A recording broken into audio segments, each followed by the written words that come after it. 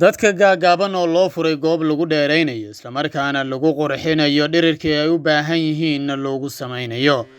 dunida maadaama ay ku sii badanayaan dadka gaagaaban ama meel dhexaadka ah ee doonayaan in ay isdheereeyaan isna qurxiyaan si ay ula tartamaan dadka asaagooda ah ee dheerdheer ayaa waxaa loo furay goob dadkaasi baahida ay qabaan wax ka qabanaysa cuqdadii dhiriraadinta ee haysayna wax ka bedelayso oo riyadooda u rumaynaysa inkastoo dheerayntaasi iyo qalliinka qofku gelayo qarash badan uu ku baxayo haddana bil kasta kumanaan qof ayaa goobtan iyo xarumaha la midka ah u yimaadaan si dhirir dheeraad ah loogu daro iyadoo meelo ku habboon qalliimo looga samaynayo dadkan dhirir raadiska ah dhanka kale iyadoo xanuunkeeda ay leedahay dheeraynta dadkan dalool ayaa laga daloolinayaa lafaha lugaha ee qofka oo markaasi laba loo kala jebinayo ulbir ah ayaana lagu rakibayaa gudaha lafta ama lugta waxaana lagu xirayaa ilaa iyo dhowr boolal ah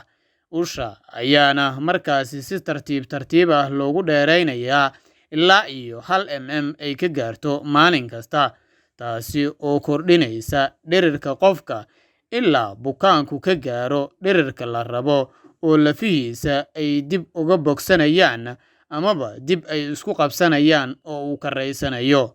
dhinaca kale qofka waxaa la gaarsiin karaa ilaa iyo 15 sentimitir balse qof kasta dooqa isaga ayaa iska leh isla markaana dalbanaya dhirirka uu rabo iyo inta la gaarsiinayo maadaama dadka qaar ay ku dhib qabeen gaabnida sidoo kalena dadka asaagooda ah ee dheerdheer ee markaasi la soconaya ay u muuqdaan inay ka gaaban yihiin dadka qaarna ay u arkeen taasi in ay bahdil tahay wadamada qaar ayaana haatan qalliinkaasi si xowli uga socdaa iyadoo bil kasta kumanaan qof ay isku sameeyaan qalliinkaasi laguna dheeraynaya dadka halka sidoo kale ay qaadanayso qofku in uu si caadi u bogsado ugu yaraan 2 bilood halka sidoo kale qofku haddii uu u baahan yahay inuu ordo ay noqonayso in uu bilo dheeraada ku darsado si uu u bogsado taasi oo dadka kale uu la simayo amaba la mid noqonayo muddo sanada ku dhawaad qalliinka waxaa ku baxaya $55,000 oo dollarka Mareykanka ah wadamada Yurub qaar ka mid ah